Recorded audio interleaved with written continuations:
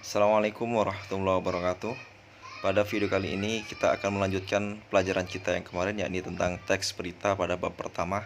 Hanya saja pada video kali ini akan dijelaskan lebih detail dan lebih rinci lagi dibandingkan dengan video yang kemarin.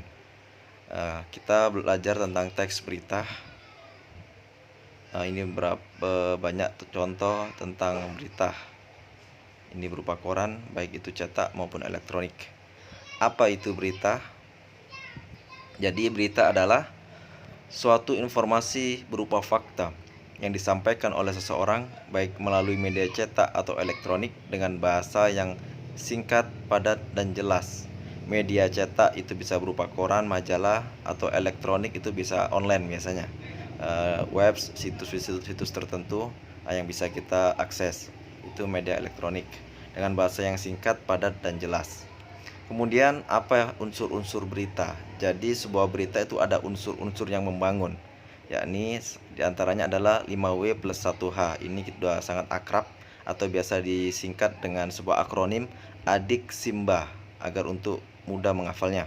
Kepanjangan dari akronim Adik Simba adalah apa, di mana, kapan, siapa, mengapa, dan bagaimana. Berikutnya akan kita uraikan satu persatu 5W plus 1H ini, apa yang dimaksud dengan unsur-unsur yang membangun ini. Yang pertama adalah what, apa, peristiwa apa yang sedang terjadi, misal banjir bandang di Kapuas Hulu. Kedua, who, siapa, siapa yang mengalami banjir, warga Putus Sibo dan sekitarnya.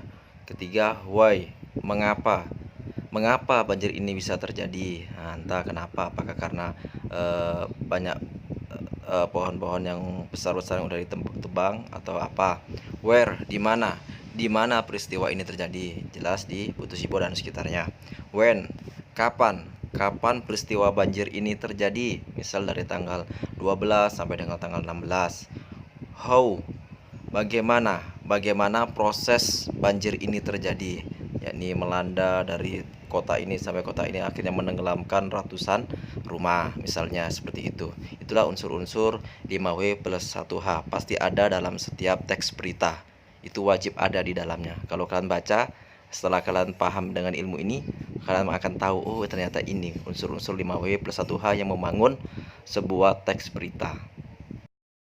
Selanjutnya kita akan belajar tentang struktur dan unsur-unsur kebahasaan teks berita. Gimana strukturnya dan kebahasaannya. Yang pertama, struktur teks berita. Apa saja struktur teks berita? Yakni judul berita, teras berita, tubuh berita, informasi tambahan. Jadi judul berita ini yang mewakili isi daripada paragraf yang akan kita bahas. Kedua, teras berita ini paling penting, biasanya di awal kalimat. Hal-hal yang penting dalam berita ini. Kemudian tubuh berita. Tubuh berita ini berisi hal yang penting, tapi masih pentingnya itu masih di bawahnya teras berita atau kepala berita. Berikutnya informasi tambahan, ya ini nggak terlalu penting, biasanya hanya tambahan ya. Ini disebut juga dengan piramida terbalik ini. Ini bentuk piramida terbalik dalam teks berita itu seperti ini. Judul berita, teras berita, tubuh berita, informasi tambahan. Bisa kalian lihat. Selanjutnya kita belajar tentang unsur-unsur kebahasaan teks berita. Apa saja? Yang pertama, penggunaan bahasa baku. Bahasa standar lebih mudah dipahami oleh umum. Bahasa-bahasa yang bersifat populer ataupun yang kedaerahan akan dihindari oleh media-media nasional. Contoh, wisatawan, masyarakat, kualitas. Ini semua pasti udah dipahami oleh halayak umum. Kata-kata itu tadi. Berikutnya, penggunaan kalimat langsung. Jadi menggunakan kalimat langsung. Kalimat langsung ditandai oleh tanda petik ganda dan disertai keterangan penyertanya. Penggunaan kalimat langsung terkait dengan pengutipan pernyataan-pernyataan oleh narasumber. Contoh, bantuan sudah ada, tegasnya. Ini bentuk kalimat langsung. Selanjutnya, konjungsi bahwa. Konjungsi bahwa berfungsi sebagai penerang kata yang diikutinya. Hal itu terkait dengan pengubahan bentuk kalimat langsung menjadi kalimat tidak langsung.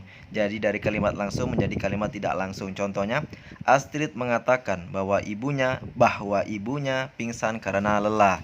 Berikutnya, kata kerja mental. Kata kerja mental berkaitan dengan kegiatan dari hasil pemikiran.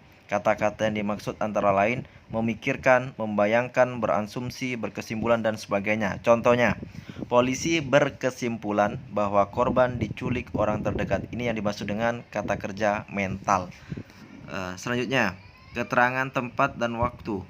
Penggunaan keterangan tempat dan waktu sebagai konsekuensi perlunya kelengkapan unsur berita yang mencakup unsur kapan dan di mana. Contohnya gini, sekitar pukul 12.45 WITA, PMI telah sampai di Bandara Ngurah Rai. Nah, ini keterangan tempat dan waktu. Berikutnya, konjungsi temporal. Konjungsi temporal berkaitan dengan pola penyajian berita yang mengikuti pola kronologis, urutan waktu. Konjungsinya antara lain sejak, setelah, awalnya, akhirnya, dan sebagainya, yakni temporal. Contohnya begini, setelah mendapat laporan, polisi kemudian menuju ke TKP. Ini temporal. Begitulah yang dimaksud dengan teks berita. Apabila ada pertanyaan atau yang masih kurang dipaham, silakan ditanyakan melalui WhatsApp atau Japri pada saya. Terima kasih. Assalamualaikum warahmatullahi wabarakatuh.